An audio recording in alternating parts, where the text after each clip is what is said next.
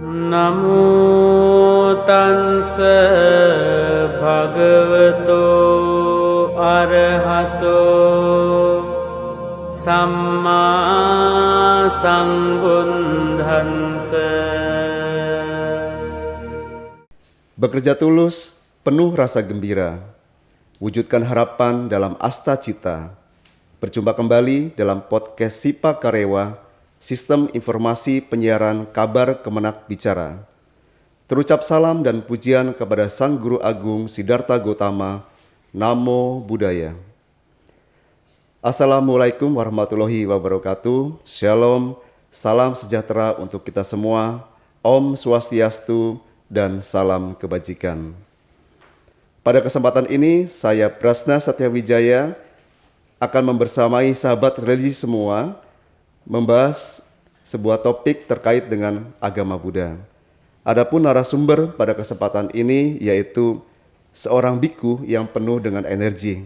Saya menyebutnya penuh dengan energi karena beliau tidak pernah lelah untuk melakukan pembinaan kepada umat Buddha di seluruh Indonesia. Beliau adalah Yang Mulia Biku Sri Ratano Mahathera. Namo Buddhaya Bante. Namo Buddhaya Pak Satya. Apa kabar Bante? Ya, baik. Ya, sebelumnya saya ucapkan terima kasih dulu Bante karena Bante sudah berkenan hadir di tempat ini. Nah, jadi kita akan melakukan pembahasan terkait dengan pembinaan umat di Sulawesi Barat Bante.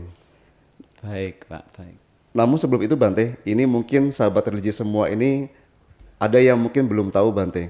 Ada yang menyebut Bante sebagai seorang biku, ada yang menyebutnya sebagai seorang biksu.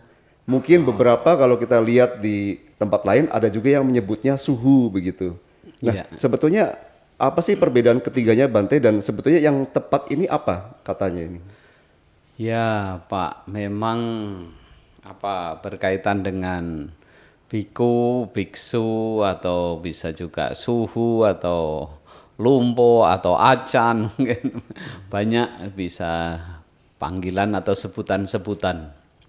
Jadi di dalam agama Buddha itu ada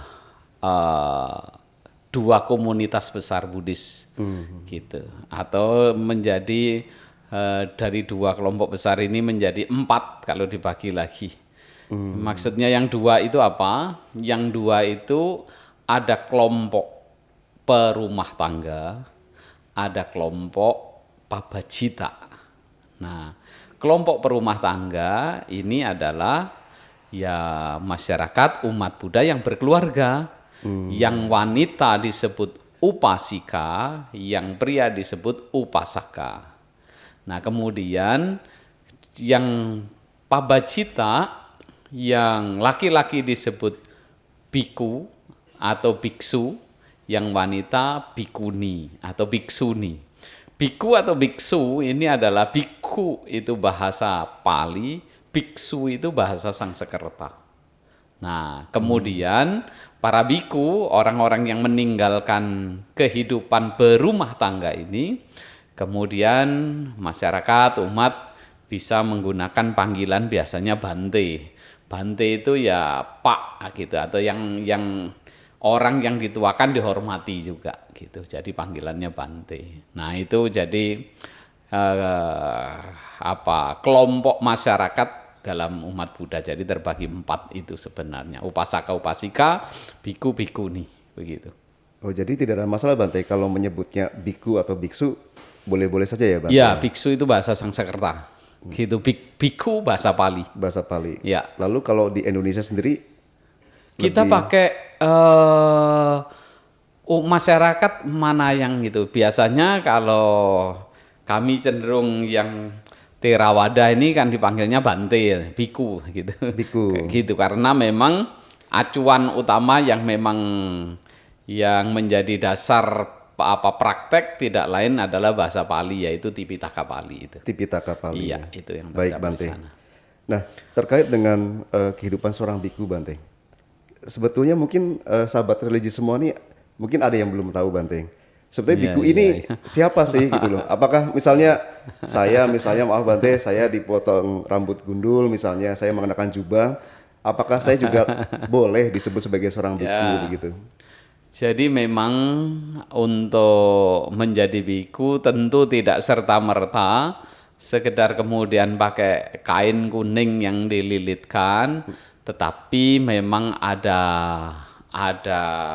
tahapan seseorang yang ingin yang disebut biku itu. Tahapan pertama ya sudah barang tentu kesiapan secara mental bahwa ada dorongan untuk hidup sebagai pabacita, artinya untuk hidup tidak berkeluarga gitu, meninggalkan kehidupan perumah tangga.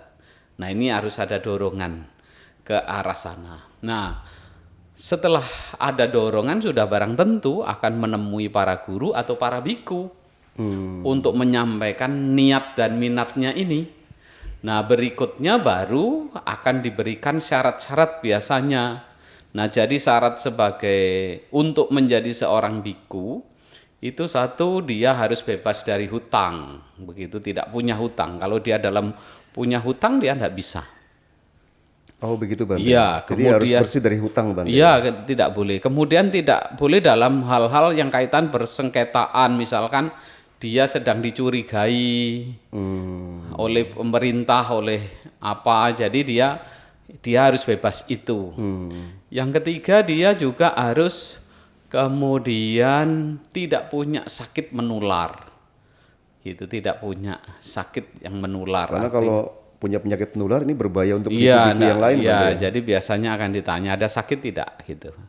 Kemudian yang keempat dia juga tidak dalam kecanduan obat-obatan tertentu. Dia harus bebas dari kecanduan itu. Kemudian yang kelima, dia harus dapat izin daripada, kalau dia misalkan punya keluarga, istri misalkan, anak, dia harus dapat izin dulu dari anak dan istrinya. Oh begitu Bante. Iya, kalau dia belum berkeluarga dia harus dapat restu perizinan dari orang tua. Begitu. Nah ini baru bisa menjadi calon biku namanya. Calon biku. Nah kemudian biasanya terus ada nanti secara formal ya ditanya apakah selain hal-hal tadi termasuk apakah Anda manusia begitu. Jadi ditanya juga. Termasuk harus normal. Tapi maaf Bante. Iya. Ya kan secara umum kan ya sudah pasti ini kan pasti manusia Bante. Seberapa penting sih pertanyaan itu gitu loh? Baik pertanyaan. Jadi begini Pak Satya, di masa lampau di zaman Sang Buddha itu ada sebuah kejadian gitu ceritanya. Jadi ada makhluk yang bukan manusia menyaru rupa jadi manusia gitu, di Sutta itu ada. Jadi pada saat itu ternyata dia makhluk dari alam peta yang sangat pengen gitu. Jadi dia kemudian mendaftar gitu. Lah ternyata dia bukan manusia gitu. Nah di zaman Sang Buddha ada di Sutta yang kejadian ini. Maka biasanya terus ditanya.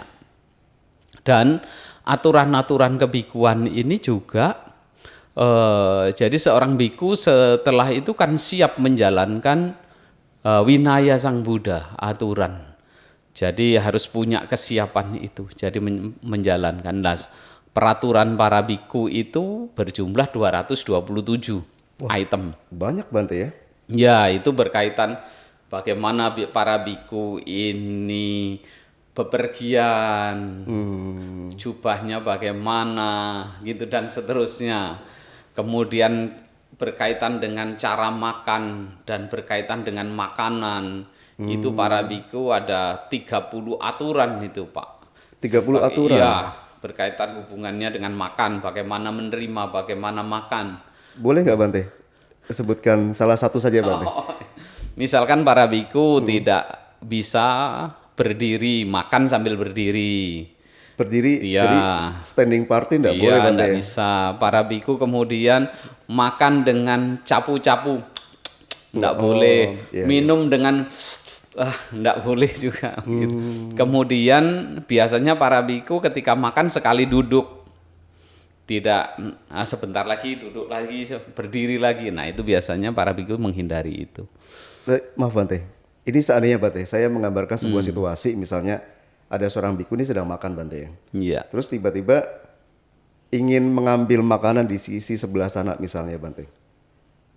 Lalu kemudian si biku ini tidak bisa nih berdiri ngambil makanan gitu. Jadi para biku biasanya selain aturan-aturan tadi kan membangun tekad. Jadi misalkan termasuk pindah patah. Sekali waktu para biku bertekad, oh hari ini saya berpindah patah, hanya satu sisi. Dia hanya sisi saja, mungkin di sisi sana sebenarnya banyak orang mau beri makan. Dia karena sudah berniat, dia berjalan di satu sisi. Termasuk para biku, saya membiasakan diri tidak akan berdiri. Ya sudah, ketika makan dia sampai selesai duduk itu sesuai dengan yang dijangkau saja. Berarti Begitu. meskipun ada makanan di sana, karena tekadnya memang tidak ingin Iya, berdiri, biasanya begitu. mengacu kepada Vinaya Iya. itu ya, beliau tidak akan berdiri Iya, untuk mengambil makanan iya, itu. kecuali dia tidak bertekad. Biasanya sebelum mulai makan dia berdiri dulu. Oh, Diambil sedikit-sedikit gitu. Misalkan makanan yang itu diambil sedikit-sedikit. Jadi kemudian dia duduk. Atau Pak biasanya di wihara-wihara itu juga ada umat atau kapia. Itu mendampingi para biku. Kalau yang jauh itu Bante mau diambilkan itu biasanya. Oh begitu. Jadi ada kapia yang biasanya membantu juga. Nah itu memungkinkan. Bante? Begitu, jadi ada yang jauh. Tapi misalnya lagi makan, boleh nambah Bante ya? Iya. Saya ingin menambah gitu. Jadi maaf Bante, ini pertanyaan saya ini sebagai umat Iya, awam kan, baik. biasa saya kalau makan kurang itu kan nambah ya Bante ya. Gitu. Ya, jadi para biku juga diperkenankan. Biasanya kalau alat para biku sendiri aslinya itu kan bul atau pata, mangkok. Mangkok yang besar itu Bante Mangkok ya? itu isinya banyak sekali itu Pak. Satu mangkok itu bisa enggak untuk 10 orang cukup itu.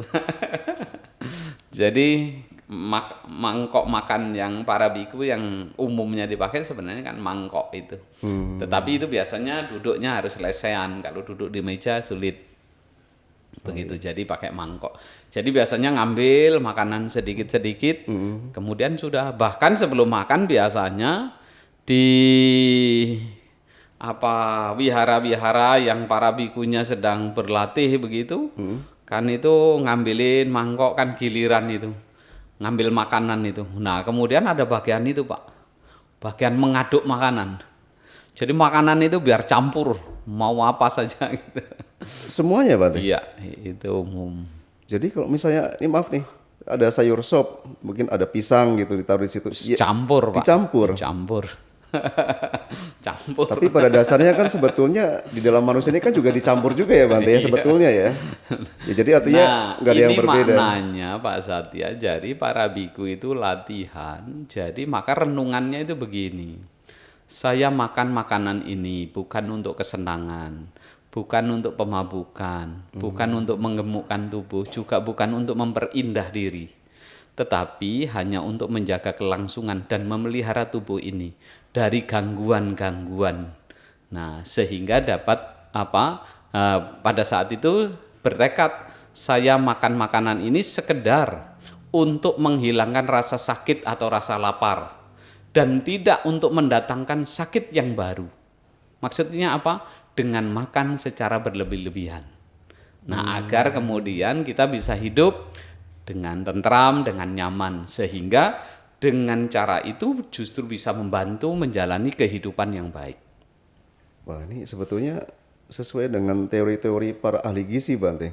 Jadi artinya makan terlalu banyak ini kan, kalau penyakit ini berasal dari perut katanya Bante ya? Iya Pak, jadi Sang Buddha ini kan adalah Siddhartha ini kan seorang pangeran. Kehidupannya ningrat, jadi serba punya tata pola yang baik, begitu. Jadi inilah yang kemudian dirasa baik dan kemudian menjadi keteraturan, maka pola-pola praktek yang Sang Buddha pernah jalani di masa kecil ini, ya, hal-hal yang baik inilah sebenarnya sepertinya yang menjadi diimplementasikan menjadi aturan-aturan para biku itu. Oh Begitu ya. Siap-siap Bante. Baik Bante, mungkin kita akan kembali ke topik ya Bante ya. Nah, yang saya ketahui bahwa Bante ini kan merupakan salah satu pelopor pembina umat Buddha di Sulawesi Barat. Boleh nggak Bante ceritakan sedikit bagaimana sih sejarah awalnya kok Bante bisa sampai ke sini, tahun berapa, kira-kira bagaimana Bante? Iya, jadi ya sebenarnya tidak lain ya kebetulan saja, begitu kira-kira. Ya kebetulan saya biku dan suatu ketika ya biku ini kan terbatas dibagi-bagi wilayah. Jadi suatu ketika saya biku yang masih baru 2 wasa kemudian ditugaskan di Makassar karena di Makassar itu ada yang meminta wasa khususnya waktu itu Pare-Pare tahun 2002 itu agar di wihara itu ada yang tinggal biku berwasa. Maka saat itu saya baru 2 wasa, artinya saya upasampada menjadi biku tahun 2000, menjadi samanera tahun 1997. 1997 menjadi samanera. Iya, masuk menjadi samanera. Tahun 2000 saya upasampada jadi biku.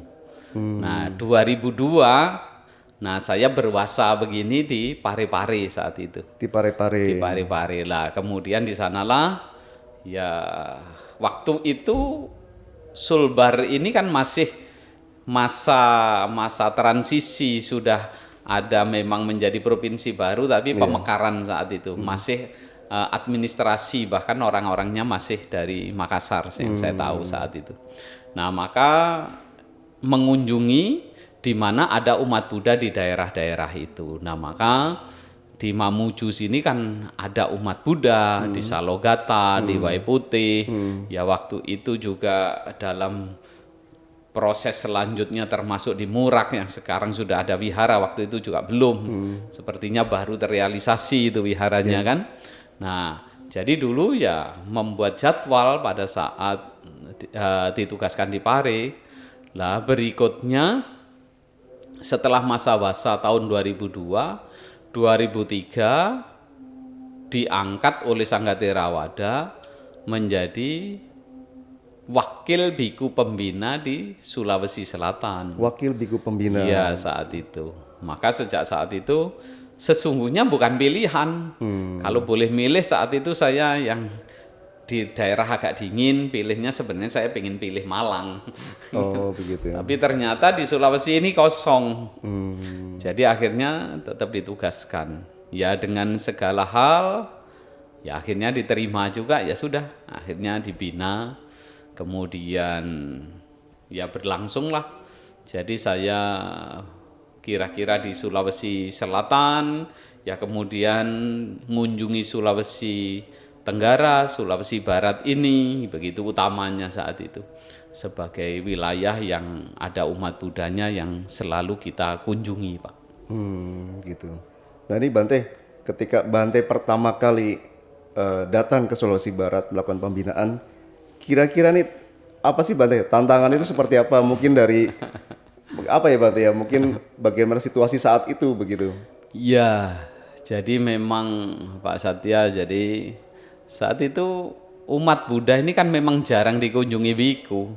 Jadi biku ini sangat terbatas begitu jumlahnya, sehingga untuk daerah-daerah ini ya sangat langka gitu. Nah, jadi pada saat itu sudah barang tentu perjalanan jalan ini kan masih sulit, Pak Satya. Jadi nggak seperti sekarang nih Bante. iya. Jadi dulu kalau naik bus dari Makassar jam 3 kita kan sudah ke pool bus 3 sore. Ya, biasanya saya bisa sampai Salogata itu jam 3 sore misalkan hari ini, besok siang jam 1 biasanya baru sampai. Hampir 24 jam Bante. Iya, dulu begitu naik bus. Gitu. Itu memang kondisi jalannya memang belum. Iya, ya banyak yang rusak. Oh. Jadi sangat banyak yang rusak. Iya. Jadi memang dari Mamuju sini ke Salogata itu saja biasanya berangkat pagi jam 8 itu bisa jam 1, jam setengah 2 baru sampai sana dulu. Gitu karena jalan rusak sekali. Nah, hal-hal inilah pada saat itu yang ya seru juga gitu. Saya pernah kirim samanera suatu ketika ikut nemeni saya. Suatu ketika ya naik bis ke sini, kemudian suatu ketika terus tidak ada hubungan, tidak bisa dihubungi lagi. Ternyata ada jembatan yang roboh di situ, harus ganti lagi. Oh, jadi gitu. sempat hilang komunikasi sehari, kemana ini. Nah jadi hal-hal itu. Ya, ini dari segi perjalanan. Kemudian umat Buddha yang sudah barang tentu belum terbiasa dengan para biku, ya kita masih saling mengenalkan dan lain sebagainya, sehingga hal-hal itu juga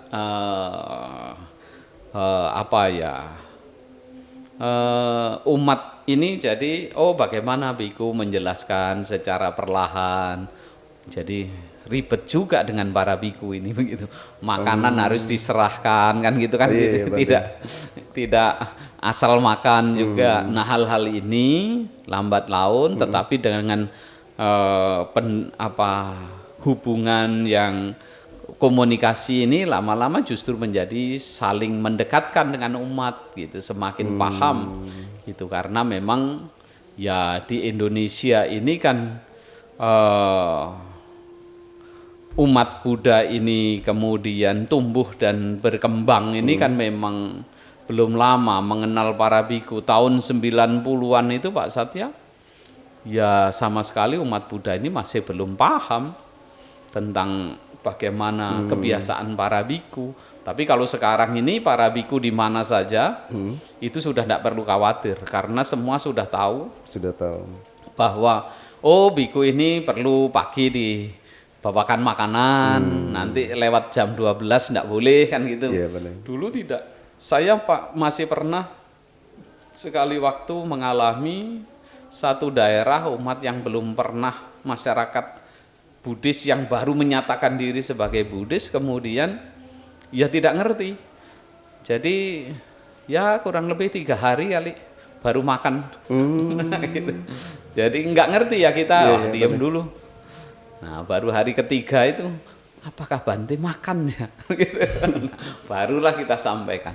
Tapi setelah mereka ngerti, kan mereka waktu itu berjarak ada yang 10 kilo jalan kaki. Nah maka ada pisang dibawa, ada apa dibawa, luar biasa setelah itu. Begitulah kira-kira. Ya. Tapi Bante, ini saya penasaran Bante. Jadi kalau kami kebetulan berkunjung ke Mamuju Tengah, di mana basis umat Buddha di Sulawesi Barat ini, saya melihat punya kesan bahwa Bante Siri ini begitu punya kesan yang mendalam di hati umat nih Bante. Nah, jadi seringkali ditanya kapan Bante Siri datang ke sini, kok lama Bante Siri nggak ke sini begitu.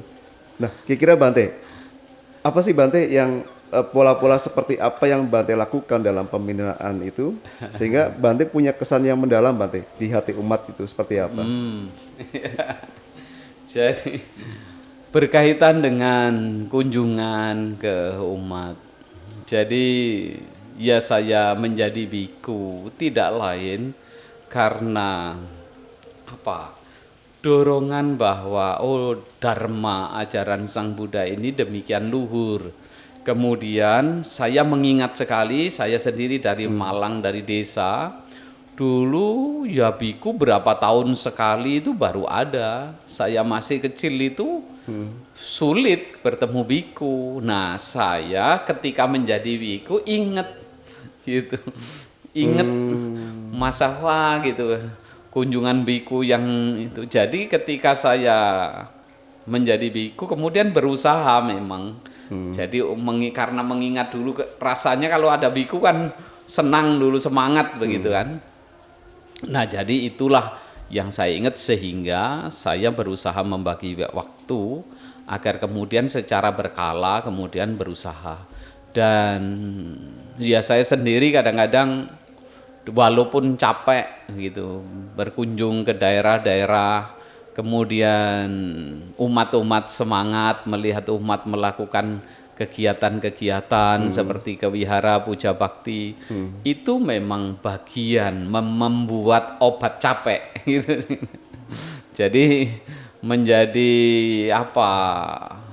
rasa muncul kegembiraan. Bahkan saya suatu ketika Pak Satya pernah pembinaan daerah itu dengan suasana sakit, tapi melihat umat itu kok semangat, seketika bisa sembuh itu, demam.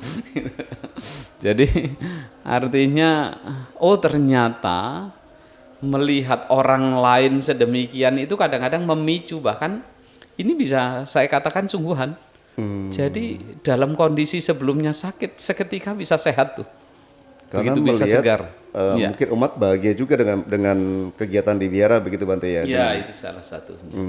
Pengalaman-pengalaman inilah gitu. Jadi maka karena ya yang di Sulawesi Barat ini ya saya biku yang pertama secara berkala memberikan pembinaan, maka sudah barang tentu mungkin mereka jadi gampang mengingat kira-kira gitu. Oh iya. Tapi kembali lagi yang Bante sampaikan adalah bahwa yang penting adalah ketulusan Bante ya dalam melakukan pembinaan seperti itu Bante ya. Iya, ketulusan.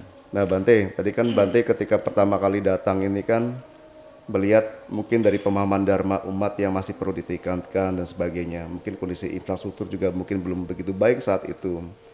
Mungkin kondisi wihara juga mungkin tidak seperti sekarang ini Bante.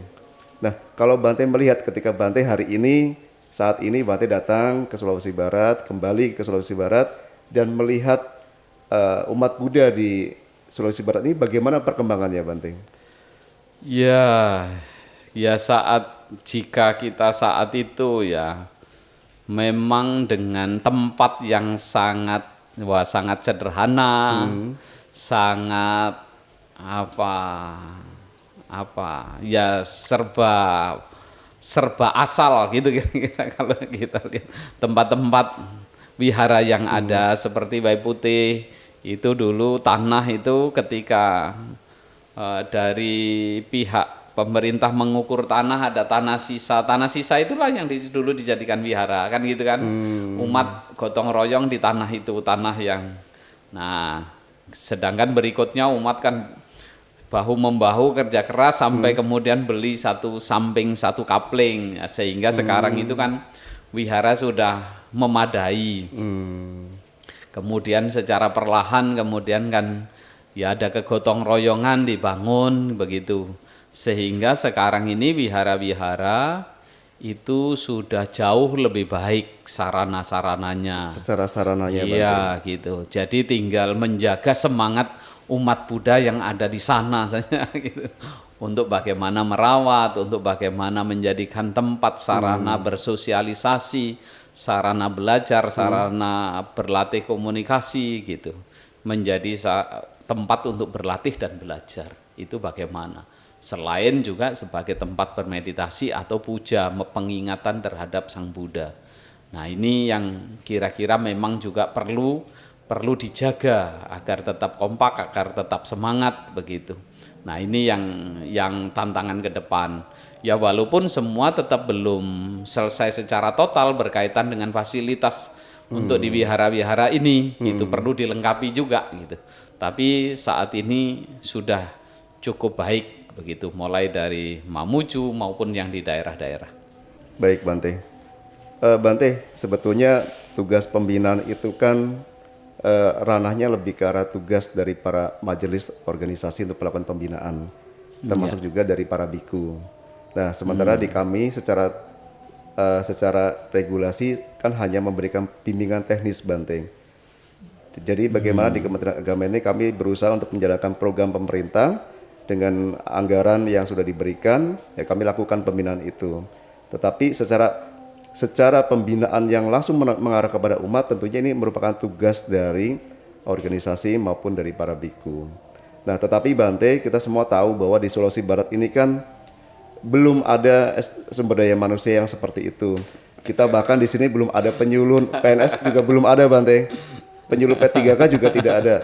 Guru PNS pun tidak ada. Sementara kan siswa-siswanya kan tetap punya hak untuk mendapatkan pendidikan. Oleh karena itu seringkali ketika kami Bante, kami dengan Pak Bimas dengan teman-teman yang lain ketika melakukan pembinaan di Sulawesi Barat, selain kami sebagai seorang pegawai, ya terkadang kami juga berperan juga Bante sebagai seorang guru sekolah minggu. Ya kami juga berperan sebagai seorang penyuluh ya, karena memang kalau bukan kita sih siapa lagi Bante, saya pikir begitu. Nah berkaitan dengan hal itu Bante, kira-kira apa Bante harapan dan saran untuk Kementerian Agama Bante terkait dengan pembinaan agama Buddha ke depannya seperti apa? Baik, begini. Ada dalam hal ini sesungguhnya dua yang bisa kita catat berkaitan dengan spiritual, dengan keagamaan sesungguhnya. Yang disebut dengan guru, dengan pembimbing gitu. Ada dua sebenarnya. Yang pertama, karena ukurannya berbeda ini Pak, gitu. Dalam berkaitan dengan spiritual. Kalau dalam spiritual ini persoalannya, siapa yang besar kerelaannya, pengorbanannya, nah kemudian dedikasinya, maka sebenarnya masyarakat spiritual ini akan melihat, oh dialah guru, walaupun mungkin dia tidak banyak bicara. Gitu. Dialah yang bisa menjadi acuan gitu kira-kira secara spiritual. Tetapi berkaitan dengan guru yang secara formal siapapun bisa jadi guru, siapapun bisa jadi pembina, siapapun bisa jadi pemimpin, tapi belum tentu jadi pimpinan spiritual. Nah, kenapa? Karena berkaitan dengan keagamaan ini kan keteladanan sebenarnya yang diperlukan, bukan semata formalitas begitu.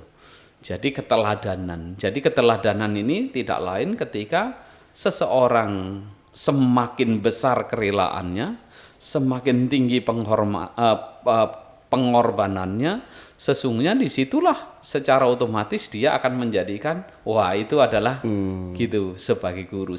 Nah, berkaitan dengan pola administrasi struktur ya sudah barang tentu ada lembaga, ada organisasi-organisasi yang mana ini semua tidak lain memang berbasis pada kesadaran bersama untuk membangun, untuk menjaga sebuah komunitas sebenarnya. Nah, bagaimana ini kita kolaborasikan secara terus-menerus, kita sempurnakan menjadi daya manfaat di tengah-tengah masyarakat, gitu. Nah, sudah barang tentu ada struktur berkaitan dengan yang yang terjaring dilingkupi dalam kementerian, keorganisasian. Nah, inilah sebenarnya bagian perpaduan yang kemudian sama-sama membuat pemikiran-pemikiran untuk bagaimana kualitas masyarakat khususnya Buddhis ini bisa memiliki makna dan manfaat untuk komunitasnya maupun untuk lingkungan maupun untuk bangsa dan negara. Saya kira begitu mungkin Pak. Jadi mungkin yang Bante maksudkan mungkin lebih ke arah bagaimana kita antara Kementerian Agama dengan lembaga ini saling berkolaborasi Bante ya.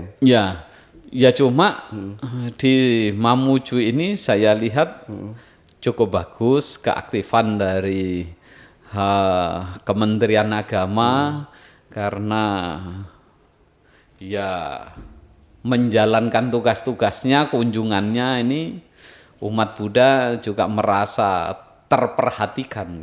Gitu. Baik Bante. Itu yang saya terima kasih Bante atas pujian yang sudah disampaikan.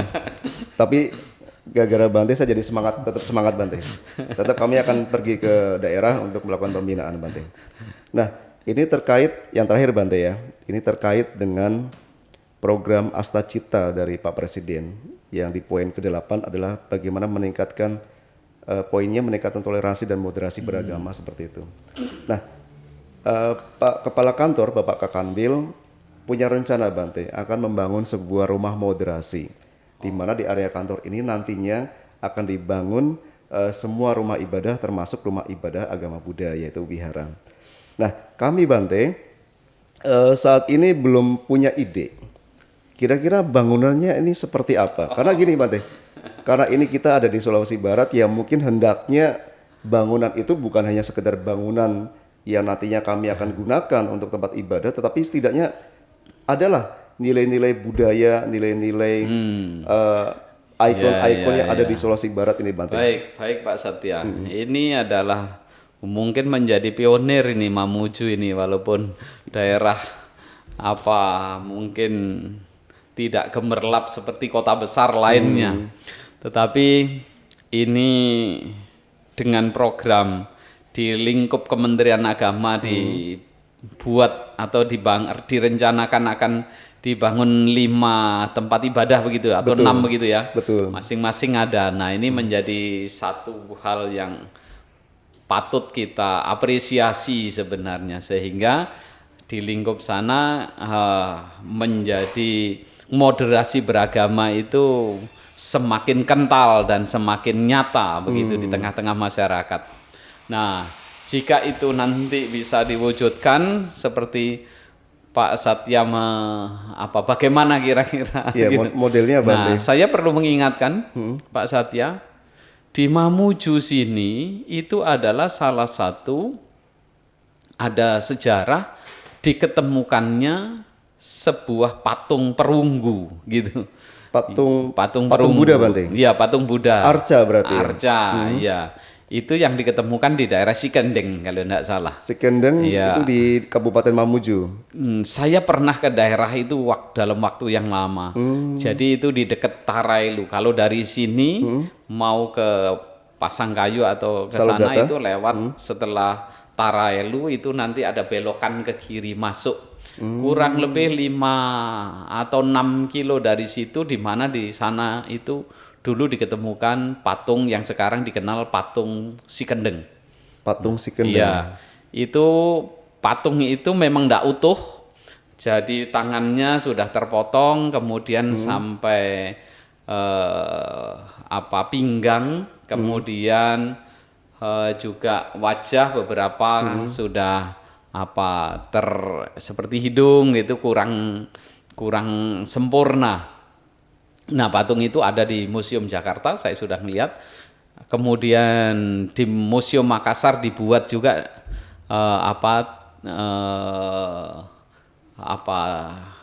wujud tiruannya, wujud kedua, replikanya begitu. Saya juga pernah buat dari batu. Nah, dari batu, Bante? Dari batu. Di mana, Bante? Saya taruh di Makassar, ada. Jadi replika patung Buddha Sikendeng.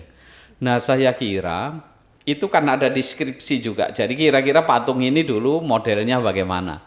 Nah, itu diperkirakan model patung itu sebenarnya kalau pernah sekilas saya baca itu bahwa itu patung Buddha berdiri, kemudian dengan mudra abaya mudra dan tangan kiri itu memegang jubah, kira-kira begitu. Itu dari Gandhara kalau tidak salah. Gitu. Bahkan ada juga yang menyebutkan Buddha di Pangkara, mungkin begitu. Buddha di Pangkara. Iya, jadi nah ini saya kira jika betul nanti itu boleh diangkat di wihara ini gitu.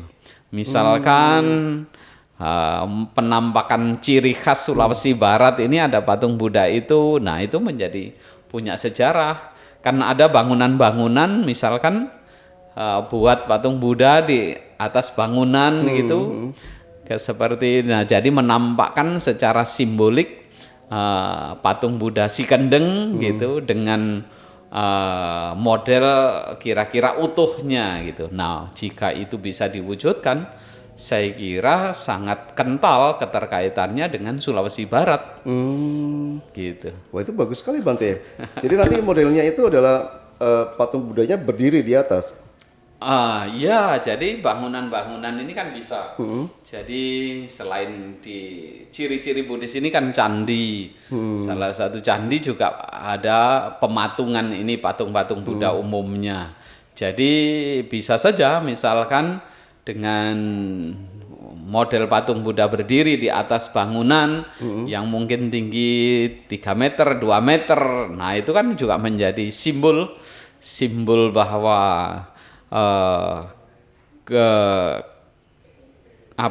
moderasi beragama, kerukunan beragama, toleransi beragama itu juga bisa menjadi kental jika itu ada langsung nampak ini Buddha, Hindu, Kristen, Katolik, Islam. Nah, itu kan sangat bagus. Apalagi yang nanti akan dibangun adalah sebuah patung Buddha yang memang ditemukan di Sulawesi Barat, Bante ya.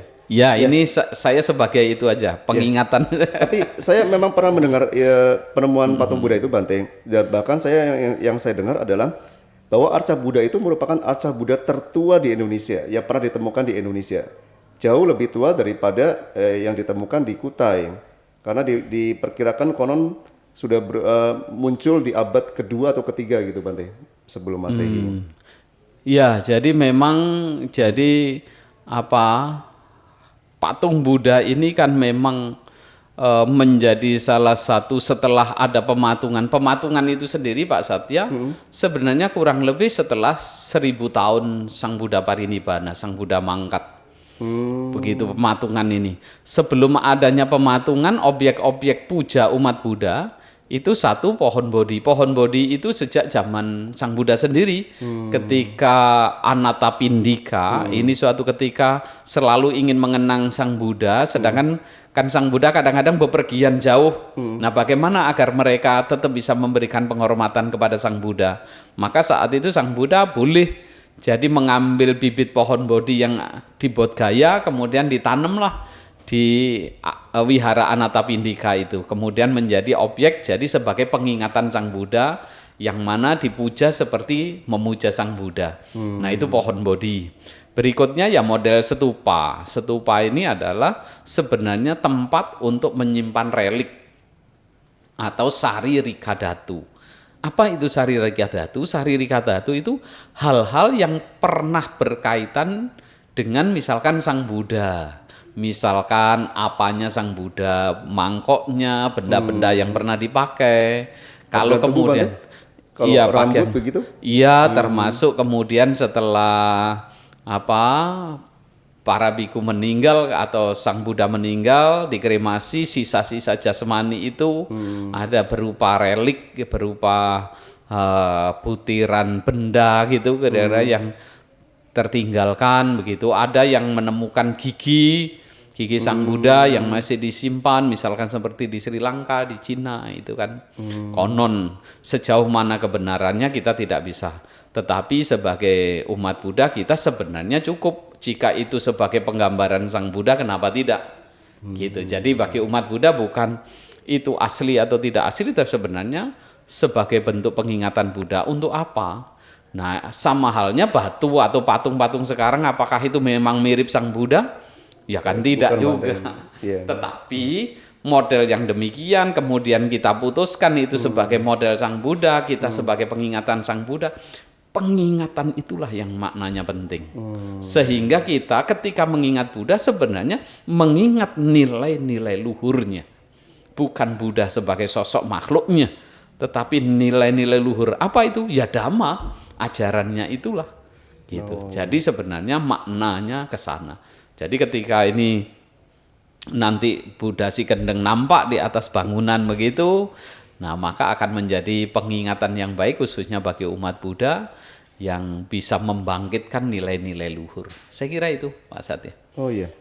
Nah ini Bante, mungkin Bante bisa ceritakan dari sejarah, karena memang informasi yang saya terima juga sangat terbatas Bante, terkait dengan patung Buddha si kendeng itu aslinya dari mana Bante? Artinya itu memang ada orang yang pernah melakukan pemujaan kah pada saat itu atau bagaimana? Kenapa patung itu kok sampai ada di Mamuju begitu? Saya juga kurang mendalami, hanya sekilas. Tetapi itu diketemukan di tepi sungai. Ada konon bahwa ini dalam masa perjalanan gitu, sebagai hadiah entah dari mana patung Buddha ini. Atau yang kedua memang ya di sana suatu ketika memang sudah ada komunitas yang punya penghormatan dan keyakinan bahwa Buddha adalah menjadi sosok pujaan atau penghormatan bagi masyarakat saat itu begitu. Yang jelas bahwa memang salah satu ciri keberlangsungan ajaran Buddha salah satu memang setelah 1000 tahun itu ya terbangunnya bentuk-bentuk pematungan-pematungan Sang Buddha atau relief-relief seperti Borobudur itu kisah-kisah dari berbagai versi yang terdapat dalam Tipitaka sebenarnya begitu yang digambarkan dalam relief. Lah ini memang menyebar ke seluruh dunia dengan berbagai versinya dan juga dipadu dengan budaya-budaya setempat biasanya begitu. Jadi Bante meyakini ada komunitas waktu itu. Iya pasti, kalau tidak maka tidak mungkin gitu kan. Jadi itu di Sulawesi Barat ini ya, jadi ketika kita berbicara dengan agama Buddha sebenarnya juga tidak asing. Di mungkin abad 2, abad ketiga mungkin sudah ada. Jadi kalau kita menelusuri budaya memang tidak jauh seperti sampai budaya Makassar, budaya Bugis. Sebenarnya kita mengenali juga dari tata cara budaya itu punya banyak kedekatan dengan tata pola yang ada perkembangan di mana mirip, punya banyak kemiripan dengan tradisi Buddhis. Oh begitu Bante. Iya. Nah Bante, mungkin saya akan coba bahas agak sedikit di luar dari topik ini Bante. Jadi Bante juga merupakan salah satu pelopor pembinaan yang pertama di Pulau Seram, Ambon Bante.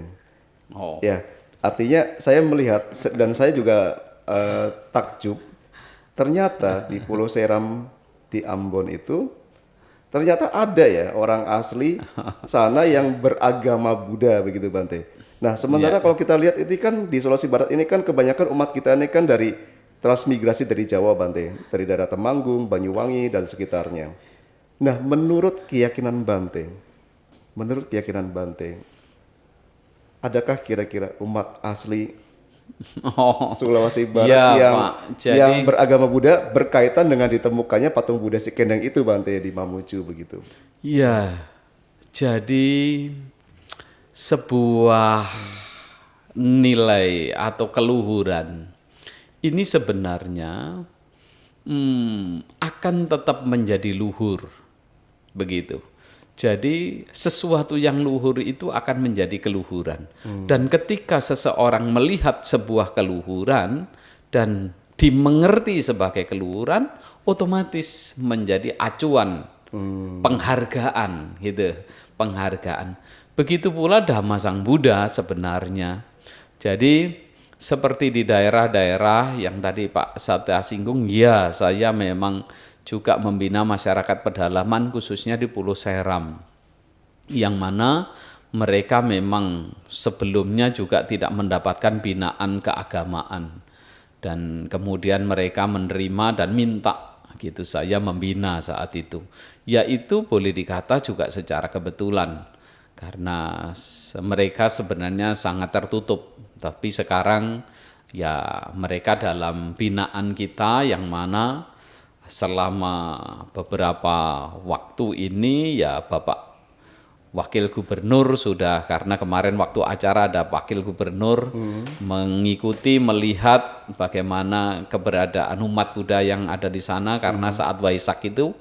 Nah juga pemerintah Bupati, nah saya juga sudah melaporkan koordinasi dengan semua perangkat bahwa memang di daerah pedalaman ada beberapa wilayah ini memang mereka beragama Buddha, yang mana secara administrasi kita masih perjuangkan yang karena memang tidak mudah jangkauan gitu, dan mereka memang dan Pak Bupati dari Seram bagian timur maupun Maluku Tengah, nah itu memang mendukung karena mereka ini saudara-saudara kita juga yang memang masih jauh dalam jangkauan pembinaan termasuk pemerintah gitu.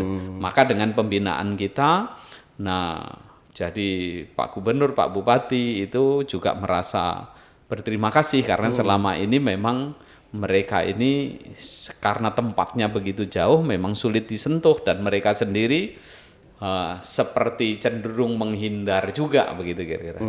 Tetapi itulah dan bersyukur saat ini mereka sebagian ada yang bersekolah di Makassar anak-anak ini, dan sebagian sudah pulang setelah ada yang lulus SMP, SD begitu, sudah kembali ke daerah. Jadi itu untuk di sana. Nah, tapi intinya bahwa Dharma ini sifatnya sebuah nilai luhur yang mau diyakini tidak diyakini sesungguhnya dharma itu adalah bermanfaat karena kebaikan-kebaikan yang bebas dari keserakahan, kebencian, dan kebodohan sesungguhnya itu dharma. Maka siapapun ya dimanapun sesungguhnya dharma ini bisa untuk siapapun mau apa, karena dalam konteks Buddhism bukan pernyataan oh saya Buddha, saya Buddhis, bukan, tetapi saya mengerti nilai kebenaran kemudian membangun hal-hal yang bernilai, tidak ada berusaha menekan, menghindari yang namanya benci, marah, dendam. Nah kemudian menekan, mengendalikan diri untuk tidak serakah dan membangun, memahami makna kehidupan, akhirnya melihat proses sebab akibat sehingga dia membuat sebab-sebab yang baik. Nah ketika orang punya prinsip demikian tidak berbeda dengan apa yang diajarkan Sang Buddha. Saya kira begitu Dharma. Luar biasa ya Bante ya. Tapi saya masih penasaran Bante tentang terkait dengan penemuan patung Buddha itu, karena memang secara literasi kelihatannya terputus Bante. Adapun beberapa literasi yang saya baca bahwa ketika ditemukannya patung Buddha Sikendang itu di sekitarnya justru ditemukan periuk dan tembikar dari zaman yang sebelum-sebelumnya, di zaman megalitikum, yang artinya kok ada jarak yang gap yang begitu jauh sekali. Nah, artinya apakah ini memang sengaja ditimbun pada saat itu atau sengaja disimpan atau secara kebetulan memang ada secara bersamaan? Nah, khususnya kemudian saya tertarik dengan apa yang terjadi di Bante di Pulau Ambon. Ternyata ada umat Buddha di sana. Jadi kadang-kadang saya berpikir juga, ya bagaimana ya Bante ya, namanya kita di Kementerian Agama, di Bimbingan Masyarakat Buddha ini kan juga perlu Bante memberikan kewajiban untuk memberikan pembinaan-pembinaan kepada umat-umat Buddha begitu. Iya. Jadi tidak bisa dipungkiri berkaitan dengan budaya ini kan mengalir sedemikian rupa, memberikan sesuatu ini ketika orang merasa mendapat manfaat dan kemudian melihat sebagai kebaikan kan otomatis. Nah begitu pula umat Buddha ini, sebagian besar memang umat Buddha ini juga masih dalam katakanlah pengertian pemahaman Dhamma itu juga masih terbatas. Nah ini bagaimana kita ini meningkatkan, sehingga dengan peningkatan kualitas umat Buddha ini justru itulah kemudian yang akan memberikan kesan secara luas. Nah, kesan yang secara luas, nilai-nilai luhur itulah yang sesungguhnya bermanfaat. Sadar atau tidak disadar, diakui atau tidak diakui, kebaikan-kebaikan yang terbangun dari pribadi-pribadi yang karena semangat, karena mengerti nilai-nilai, berjuang, maka itu punya andil yang besar dalam kehidupan ini, apakah dari dirinya sendiri, keluarga, lingkungannya, maupun bangsa dan negara ini. Karena ini akan menjadi sosok-sosok yang mandiri, sosok-sosok yang diwarnai dengan kewelas-asian, sosok-sosok yang penuh pertimbangan dan perhatian bahwa hidup itu sesungguhnya bukan hanya sendiri, tetapi hidup itu dasarnya bergantungan dengan yang lain. Karena hidup bergantungan dengan yang lain sebenarnya bukan berarti yang lain itu harus disingkirkan, tetapi bagaimana kita bisa bersama-sama dengan yang lain membangun nilai-nilai. Itu intinya Dhamma sebenarnya. Nah, tentang kalau kita berbicara dengan agama, bahkan agama itu mungkin maknanya lama-lama memang bisa bergeser sebagai sebuah komunitas yang menimbulkan persaingan. Sebenarnya kalau kita melihat acuan dasar gitu, memang hidup itu tidak mudah Pak Satya. Jadi ada beberapa mungkin bisa menjadi ukuran. Saya ingat kata-kata Bante Dhammasubho nih. Begitu, jadi bahwa jika kita ini di tengah-tengah kaum pedagang dan kita berdagang gitu, ukuran bersuksesnya berdagang itu apa? suksesnya berdagang ya kalau kita untung, kan gitu. Betul. Jadi ukuran dalam capaian berdagang untung. Jadi ukurannya untung atau rugi. Jadi kalau kita berdagang ya bagaimana mencari untung, gitu kira-kira. Dengan dasar-dasar yang normal, yang baik tentunya. Gitu ukurannya untung atau rugi kalau berdagang. Berikutnya, kalau kita kemudian katakanlah berpolitik begitu, nah, ikut di partai, misalkan kan gitu, bagaimana menang kan gitu. Tentang kekuasaan. Iya, kan bagaimana memenangkan ini, memenangkan sesuai dalam itu, misalkan capaian-capaian secara politik, jabatan-jabatan secara politik, bagaimana itu bisa dimenangkan? Tentu ukurannya menang atau kalah memang, yang paling utama. Bagaimana memenangkan? Kalau pedagang itu bagaimana Untung dan rugi? Iya. Kalau yang politik menang atau bagaimana kalah? biar menang? Iya. Gitu. Kemudian kalau keagamaan apa ukurannya? Nah, kalau agama dipikirkan untung, maka agama juga rusak, Pak. Iya. Jadi Pak. mencari untung beragama. Apakah tidak rusak tuh? Iya. Kalau beragama kemudian yang penting menang, yang penting banyak, juga bisa rusak, Pak. Maka ukuran agama itu bukan untung rugi, tetapi baik atau buruk, benar atau salah. Tidak peduli rugi, tapi demi kebenaran gitu. Tidak peduli kalah, tetapi untuk kebaikan. Nah, ini ukuran agama. Begitu. Jadi sangat berbeda.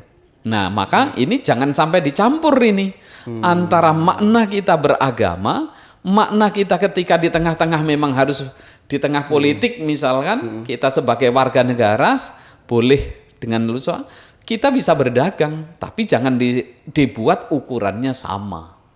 Nah, ini menjadi hal penting yang harus menjadi kita catat ketika kita berpikir agama, bukan untung atau rugi ukurannya. Ini baik atau tidak baik atau buruk. Oh, iya. Begitu. Sudah barang tentu upayanya demi kebaikan, demi kebenaran. Saya kira begitu. Saya jadi semakin paham Bante. Kenapa Bante begitu dikenang di hati umat-umat Buddha ini dari penjelasan yang Bante sampaikan. Jadi Bante bukan hanya punya ketulusan tetapi juga punya mungkin pemahaman yang bagaimana bisa mencerahkan kita semua Bante. Khususnya saya hari ini saya merasa lebih tercerahkan daripada hari-hari kemarin Bante. Baik Bante, saya masih tertarik Bante sebetulnya tentang sejarah patung Buddha Si Kendeng sebetulnya, tapi saya rasa kita masih membutuhkan banyak literasi dan mungkin saya berharap nanti kita bisa diskusi lagi Bante, bukan hanya dari Bante, mungkin juga dari narasumber lain. Nah, saya punya rencana ingin mengundang juga Bante, mengundang dari Balai Litbang pengembangan budaya di Sulawesi Barat ini. Tapi nanti kita koordinasi Bante ya. Iya. Baik. Baik, terima kasih Bante atas kehadirannya di studio ini dan semoga apa yang sudah kita bahas pada hari ini memberikan pencerahan untuk kita semua, untuk umat Buddha dan untuk kebahagiaan semua makhluk. Dan semoga kebajikan yang telah kita lakukan hari ini melimpah kepada leluhur dimanapun mereka berada, semoga senantiasa berbahagia. Akhir kata, sabe sata bawantu sukitata. Namo Buddhaya.